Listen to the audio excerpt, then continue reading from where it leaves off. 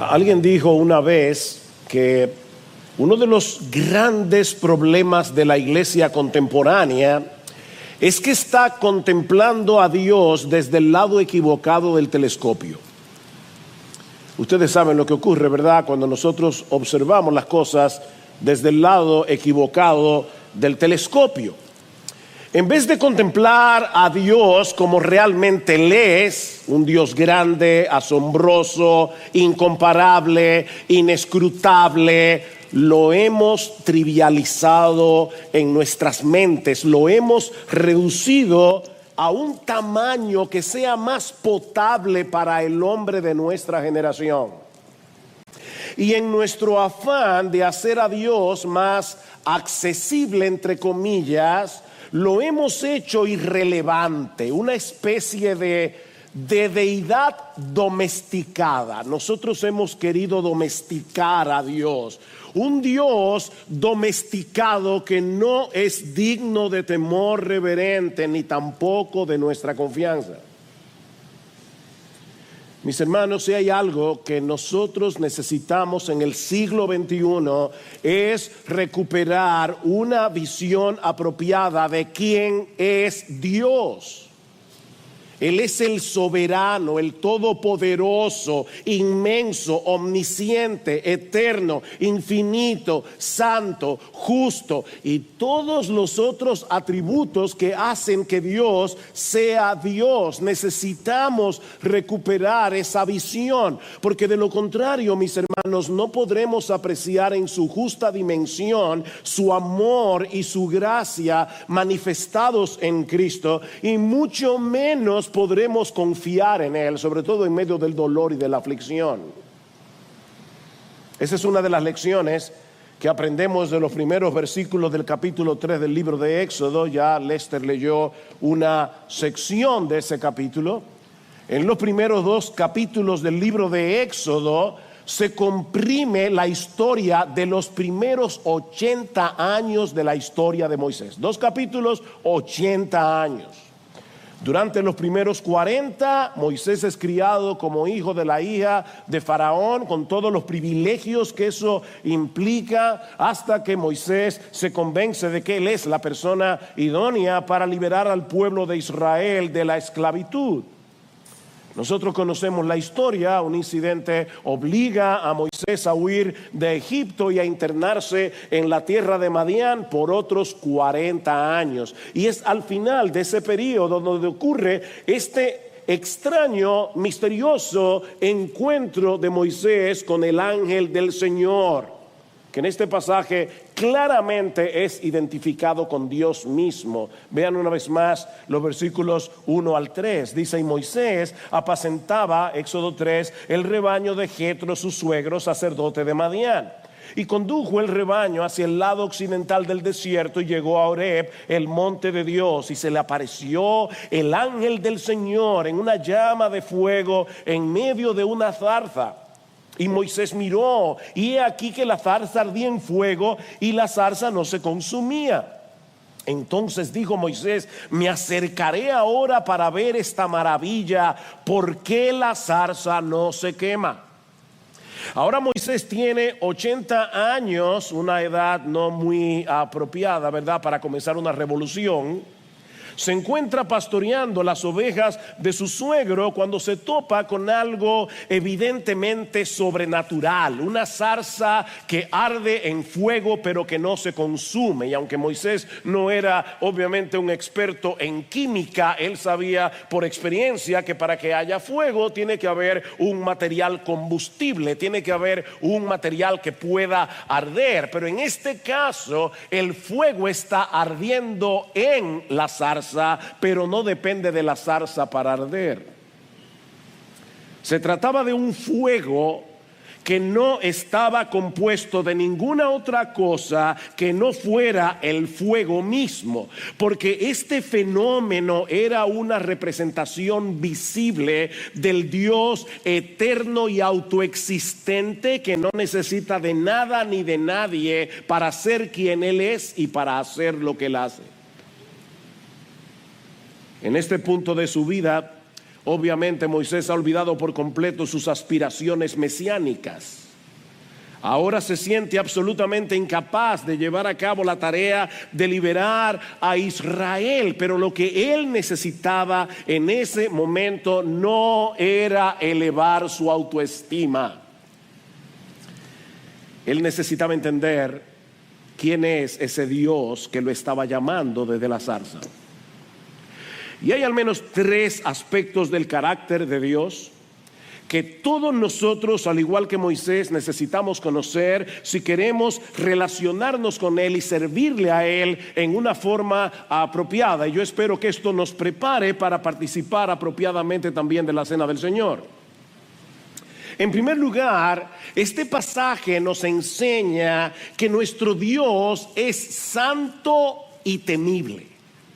Nuestro Dios es santo y temible. Noten el versículo 4, que de paso son las primeras palabras pronunciadas por Dios en el libro de Éxodo.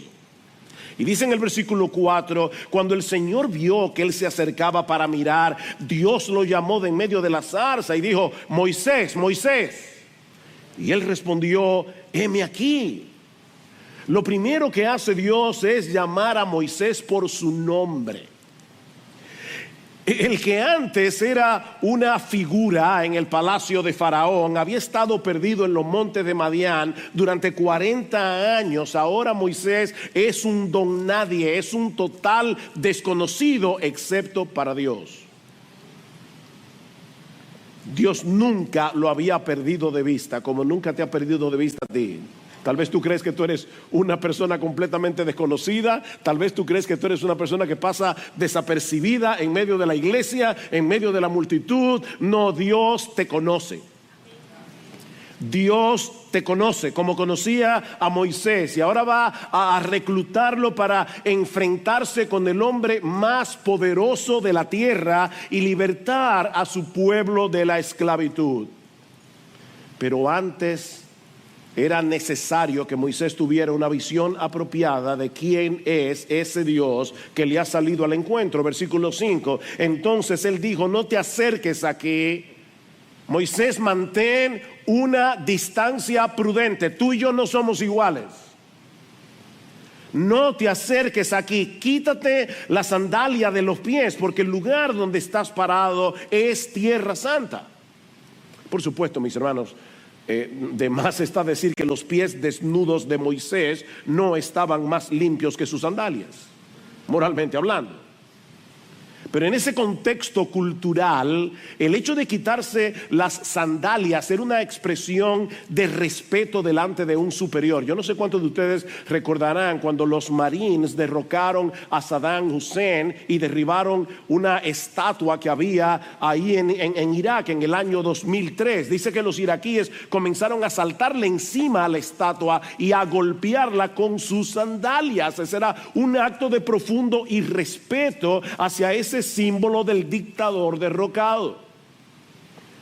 Bueno, antes de encomendarle a Moisés la tarea de libertar al pueblo, Moisés necesitaba entender que ese Dios que lo estaba llamando es un Dios santo, es un Dios digno de temor reverente. Ustedes recuerdan, mis hermanos, en Isaías capítulo 6, que es lo primero que hace Dios cuando llama a Isaías a servirle. Dios le da una visión de su gloria en el templo, y en esa visión Isaías contempla a los serafines que delante del trono se tapan la cara porque no pueden mirar abiertamente la gloria de Dios, y unos a otros se dicen: santo, santo, santo, Jehová de los ejércitos, toda la tierra está llena de tu gloria. Bueno, lo que Moisés está teniendo aquí es un encuentro similar al de Isaías. Aunque el monte Horeb era un monte como cualquier otro monte, en ese momento se había convertido en un santuario. Porque, mis hermanos, donde quiera que Dios decida revelar su gloria, donde quiera que Dios decida traer su palabra y darse a conocer, es un lugar santo. Este edificio donde nos congregamos no tiene nada de especial. Nada de especial. Por favor, no pienses que si tú vienes el martes a las 10 de la mañana y oras aquí adentro, Dios te va a escuchar mejor que si tú oras desde tu casa. Por eso insistimos en que esto no es un templo. Nunca le llamamos templo a este edificio. Porque el templo son ustedes, somos nosotros, es la iglesia. Así que este edificio no tiene nada de especial. Pero mis hermanos, cuando nos congregamos como pueblo de Dios a adorar a Dios, la presencia especial de Dios desciende en medio nuestro y de repente este lugar se convierte en la casa de Dios. Pablo le llama a la iglesia del Dios viviente, la casa de Dios, columna y baluarte de la verdad. La iglesia es la casa de Dios, de ese mismo Dios que se encontró con Moisés en el monte Horeb. Es verdad que ahora tenemos un acceso a Dios que ningún creyente del Antiguo Testamento soñó tener. En Hebreos capítulo 10, versículo 19, el autor nos exhorta a acercarnos a Él por medio del camino nuevo y vivo que Cristo abrió para nosotros a través del velo de su carne. Pero no por eso nuestro Dios ha perdido ni un ápice de su gloria. Es el mismo autor de la carta a los Hebreos que nos recuerda en el capítulo 12 que nosotros debemos servir a Dios agradándole con temor y reverencia, porque nuestro Dios es fuego consumidor. ¿Ven? El mismo Dios de la zarza. Sí, como creyentes del nuevo pacto, nosotros tenemos que aprender a vivir y a adorar en el contexto de una tensión. Hay una tensión en la adoración, una tensión entre la confianza y la reverencia, entre el gozo y la solemnidad, entre la cercanía y la trascendencia. Nuestro Dios es glorioso y cercano al mismo tiempo. Una cosa no quita la otra. Por eso es que las festividades religiosas en el Antiguo Testamento se le llamaban fiestas solemnes. Y yo sé que yo he dicho esto muchas veces, pero hay personas que no pueden empatar estas dos palabras en su mente. Si es una fiesta, tiene que ser un escándalo, tiene que ser un jolgorio, un desorden. Y si es solemne, tiene que ser un funeral. Pero el culto que nosotros le damos a Dios ni es un jolgorio, ni es un funeral. Es una fiesta porque Dios está aquí. Pero es una fiesta solemne porque Dios está aquí. Es la casa de Dios. Mis hermanos, es imposible adorar a Dios como Él merece ser adorado si no podemos verlo como Él es. De hecho, no podemos confiar en Dios como Él merece ser confiado si no podemos verlo como Él es. Él es un Dios santo, soberano. Yo sé que esta frase suena rara en español, pero Él es el supremamente otro. Una de las cosas que Dios dice en Isaías continuamente es: ¿con qué ustedes me van a comparar a mí? Ese es el problema de la idolatría. La idolatría rebaja a Dios al tamaño de una estatua, que Dios no puede ser representado con nada, porque no hay absolutamente nada en todo el universo que pueda representar adecuadamente a Dios. Él es el supremamente otro. Él es santo. Y nosotros tenemos que acercarnos a Él con temor reverente. Pero aprendemos también de esta historia que ese Dios santo, temible, es al mismo tiempo el Dios del pacto. Es el Dios que entra en relación con su pueblo, porque ama a su pueblo, y es fiel a sus promesas. ¿Qué le dice Dios a Moisés en el versículo 6? Y añadió. O sea, por un lado le dice: Moisés, no te acerques, quítate las sandalias de tus pies, el lugar en que estás es tierra santa. Pero al mismo tiempo yo soy el Dios de tu padre, el Dios de Abraham, el Dios de Isaac y el Dios de Jacob. Y entonces Moisés cubrió su rostro porque tenía temor de mirar a Dios.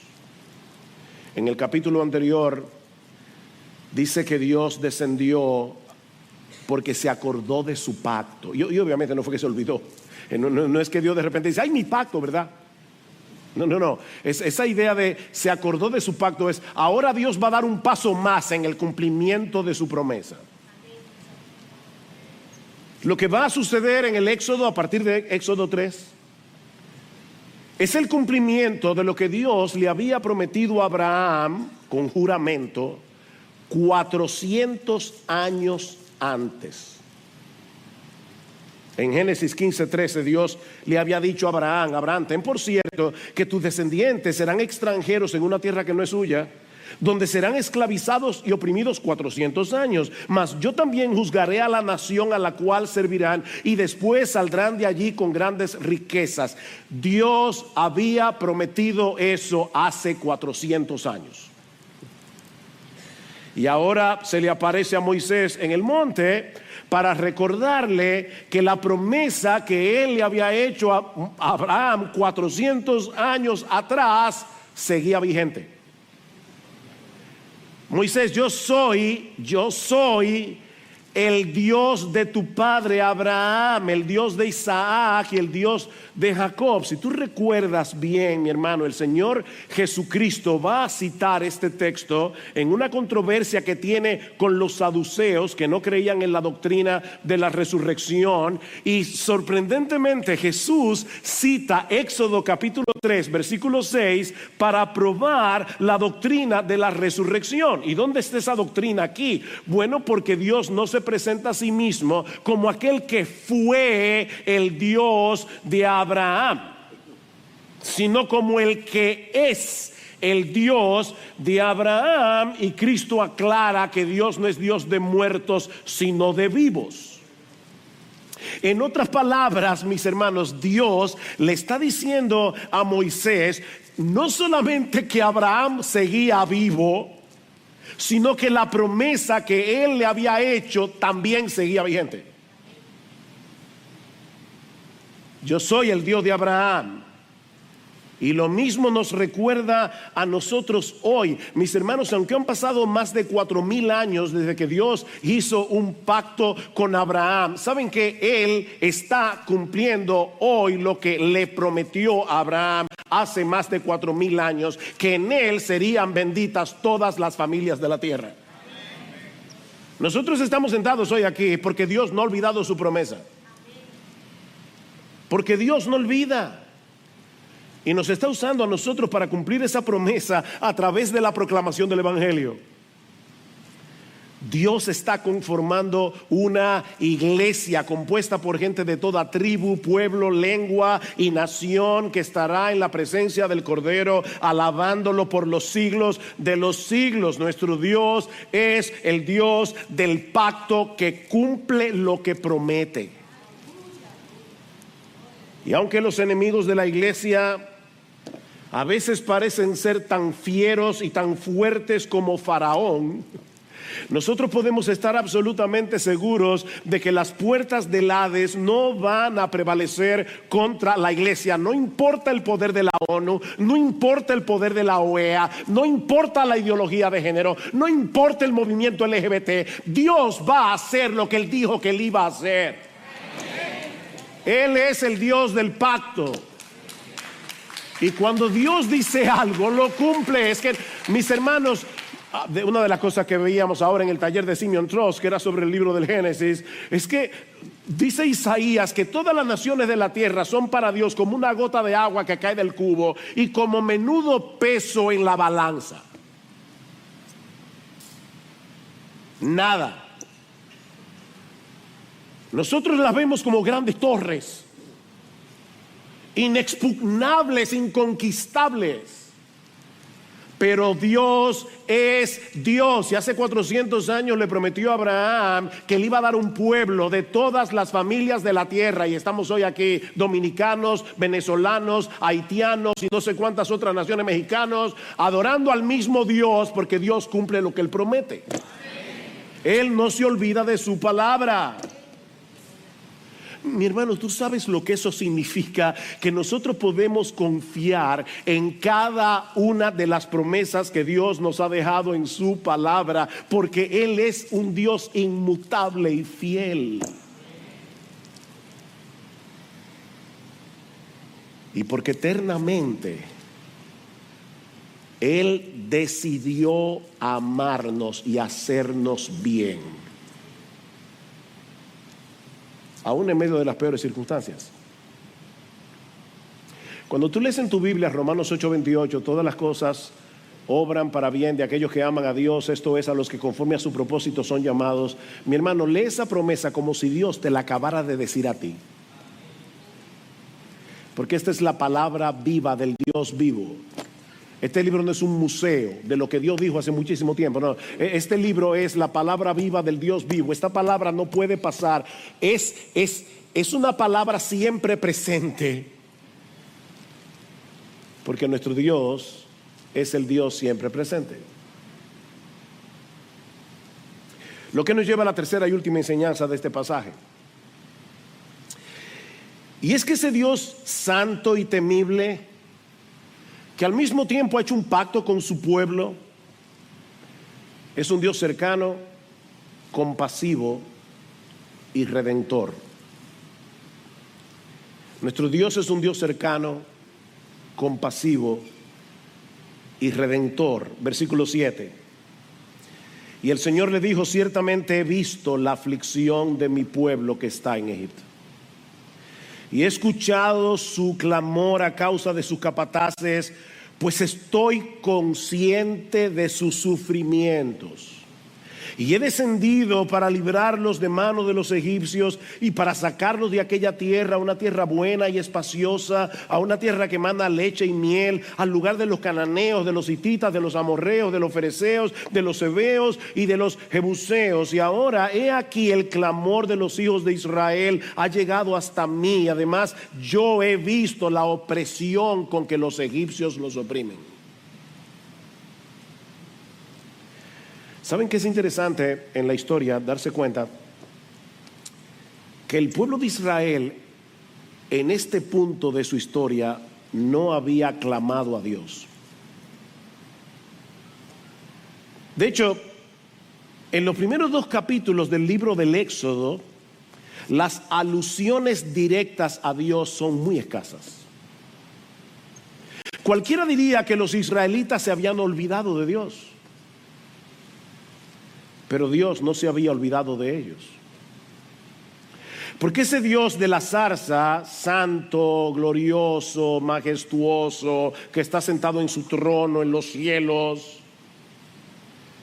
es al mismo tiempo un Dios cercano que se compadece de los suyos en medio de la aflicción. ¿Ustedes se dieron cuenta todas las frases que aparecen en los versículos 7 al 9? He visto la aflicción de mi pueblo, he escuchado su clamor, estoy consciente de sus sufrimientos, el clamor de los israelitas ha llegado hasta mí. He visto la opresión con que los egipcios los oprimen. Mis hermanos, los sufrimientos de los suyos no son ajenos al corazón de nuestro Dios. Es cierto que Él tiene su tiempo para hacer su obra, pero cuando nos parece que tarda en socorrernos, en realidad Él está esperando el momento más oportuno para glorificar su nombre más ampliamente y para bendecirnos más ampliamente. Él es un Dios de gracia, que se acerca a liberar y bendecir a su pueblo, y no porque somos dignos de su favor, sino porque es digno de Dios favorecer al que no lo merece. Déjame repetirte eso otra vez por si en ese momento estabas pensando en la cuenta de luz que tienes que pagar mañana. Dios es un Dios de gracia que nos da su favor, no porque nosotros seamos dignos de su favor, sino porque es digno de Dios favorecer al que no lo merece.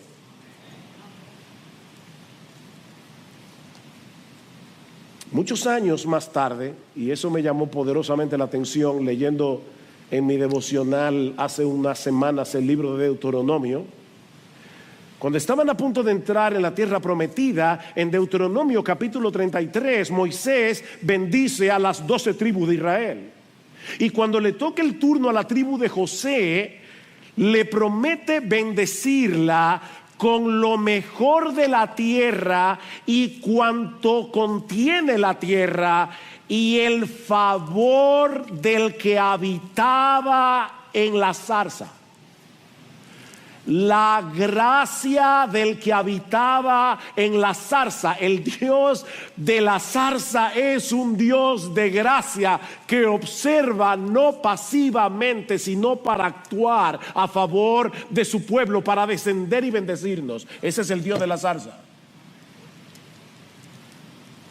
Versículo 8: he descendido para librarlos de mano de los egipcios y para sacarlos de aquella tierra a una tierra buena y espaciosa, una tierra que emana leche y miel. Y ahora comienza a decir al lugar de los cananeos, de los hititas, de los amorreos, de los fereceos. Es como diciendo, mira, si todas esas naciones caben en esa tierra, Israel cabe de más. Él mismo descendería a librarlos de la opresión. Él mismo vendría a concederle la tierra que les había prometido, pero Él usa personas comunes y corrientes como tú y como yo para llevar a cabo su obra. Nota el versículo 10. Ahora pues ven, le dice a Moisés, y te enviaré a Faraón para que saques a mi pueblo, los hijos de Israel, de Egipto. Por fin, ¿quién es el que va a libertar al pueblo de Israel? ¿Es Dios o es Moisés? Bueno, obviamente es Dios, pero la respuesta más completa es Dios a través de Moisés. Dios a través de Moisés. Él puede hacer su obra sin la necesidad de usar instrumentos humanos, pero Dios en su gracia nos permite ser parte de su obra. Hay algo que Moisés en este momento no sabía, y es que para poder liberar al pueblo se iban a necesitar 10 plagas y el sacrificio del cordero pascual. Moisés no sabía eso en este momento. Mis hermanos, Dios no te necesita, ni a mí tampoco. Pero Él nos concede el privilegio de involucrarnos en sus planes redentores por medio de la proclamación de su palabra. Y Él promete estar a nuestro lado en el desempeño de nuestra labor, porque nos vamos a encontrar con muchas dificultades. Recuerden lo que decíamos en el día del domingo pasado. El diablo no está pasivamente viendo a los siervos de Dios haciendo la obra de Dios. Él les va a hacer la vida imposible. Pero ¿saben lo que hace Dios? Versículo 11. Le dice, pero Moisés le dice a Dios, ¿y quién soy yo para ir a Faraón y sacar a los hijos de Israel de Egipto? ¡Pam! Pregunta incorrecta. La pregunta, Moisés, no es quién eres tú. La pregunta es quién soy yo. ¿Quién soy yo? Le dice Dios, Moisés, ciertamente yo estaré contigo. Él no le respondió a la pregunta, Dios, ¿y quién soy yo? Es que eso no importa, ¿quién eres tú? Lo importante, Moisés, es mi promesa, yo estaré contigo, y la señal para ti de que soy yo el que te ha enviado será esta: cuando hayas sacado al pueblo de Egipto, adoraréis a Dios en este monte.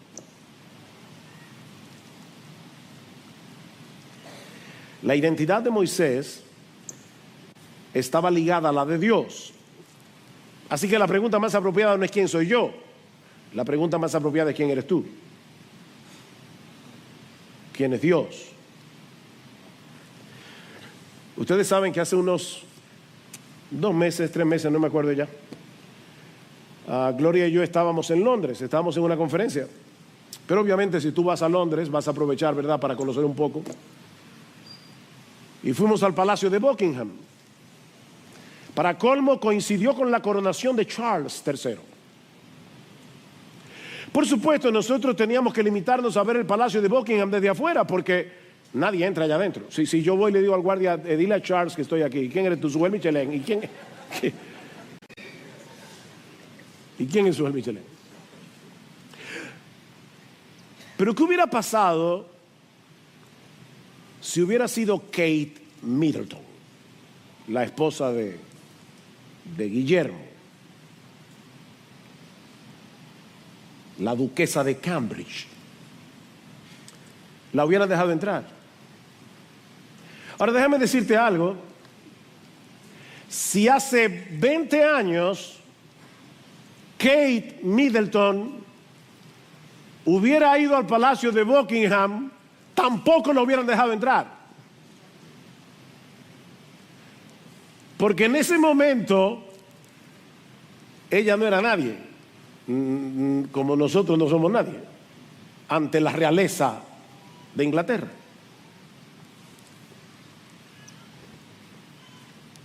Pero ahora tú y yo somos no la esposa del príncipe de Gales, sino la esposa del Rey de Reyes. Y cuando nosotros llegamos al cielo en oración, por causa de nuestra unión con Jesucristo, nosotros tenemos siempre las puertas abiertas, no del Palacio de Buckingham, sino del trono de la gloria en los cielos, donde hallamos gracia para el socorro oportuno.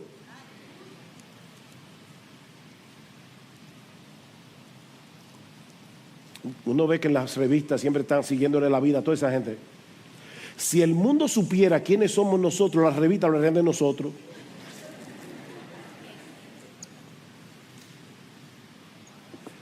Pero ahora nuestra vida está escondida con Cristo en Dios. Cuando Cristo, que es nuestra vida, se manifieste, el mundo se quedará boquiabierto, porque nosotros seremos manifestados con Él en gloria. Mis hermanos, aunque la experiencia de Moisés en el monte Horeb es irrepetible, el Dios que nos llamó a servirle y a seguirle sigue siendo el mismo. Es el Dios santo, trascendente, el supremamente otro, el Dios de gloria, y al mismo tiempo es el Dios del pacto, es el Dios que cumple sus preciosas y grandísimas promesas, es un Dios cercano, compasivo, redentor, que vino al mundo en la persona de su Hijo y habitó entre nosotros para llevar nuestra culpa, para llevar nuestra vergüenza en la cruz del Calvario. Dios estaba en Cristo reconciliando consigo al mundo, no tomándoles en cuenta a los hombres sus pecados, y nos encargó a nosotros la palabra de la reconciliación, y eso es lo que nosotros hemos venido a recordar en esta mañana.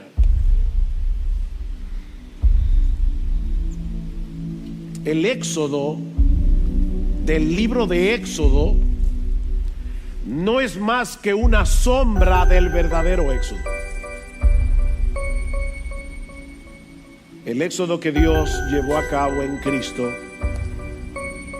solo por gracia, solo por medio de la fe. Mis hermanos, el ángel del Señor que descendió sobre la zarza cientos de años más tarde se hizo hombre, descendió a este mundo, habitó entre nosotros y vimos su gloria, dice Juan.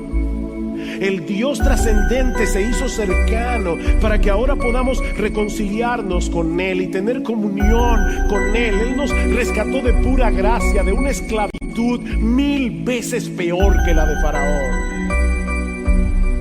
Y no por medio de la sangre de un cordero, del cordero pascual, sino por esa bendita sangre que el Cordero de Dios derramó por nosotros en la cruz. Y no porque lo merecíamos, sino porque Él decidió. Hermanos, de verdad, eso es tan incomprensible. En la eternidad pasada, Dios puso en ti. Dios decidió escogernos de pura gracia. Yo tendré misericordia del que yo tenga misericordia, yo me compadeceré del que yo me compadezca. Y decidió tener misericordia de ti, de pura gracia. Y Dios nos escogió para amarnos y para hacernos bien. Eso es lo que hemos venido a recordar.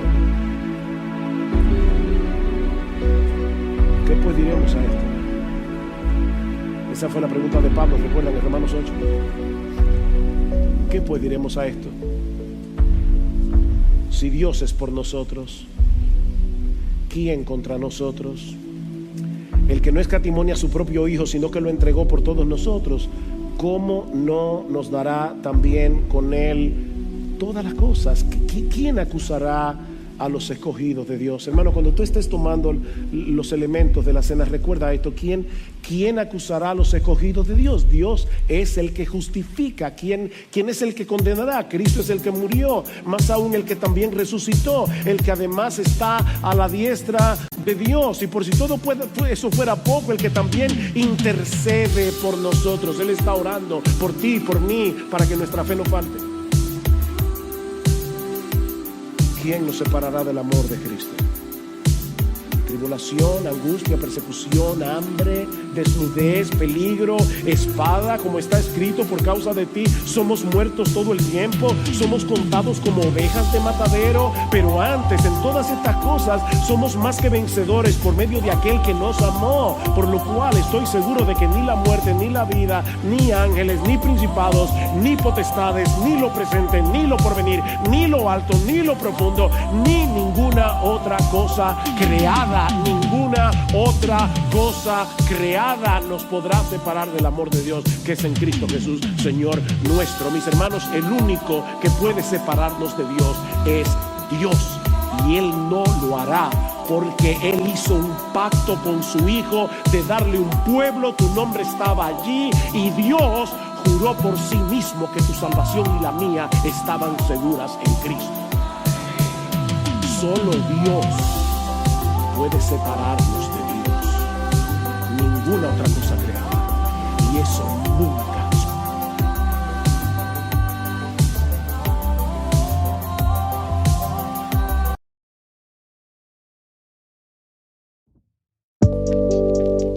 I reached for stars that were too far, chasing shadows in the dark. Every goal I set, every dream I sought, left me with a lesson dearly bought. The echoes of defeat ring loud, and every failure I'm wrapped in a shroud. But in the silence I'll find my song, learning from the trials that went wrong. The echoes call, the shadows loom, but I'll rise from the empty room. In the echoes of defeat I hear the sound of lessons learned and strength profound. Every effort that fell apart left a mark upon my heart, but through the trials I'll find my way. In the echoes of defeat I'll learn to stay. Though every dream may seem so far, I'll rebuild, I'll find my star.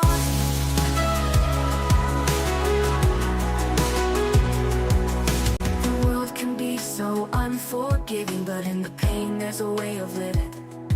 Each failure, each fall from grace is a chance to find my own place. In the echo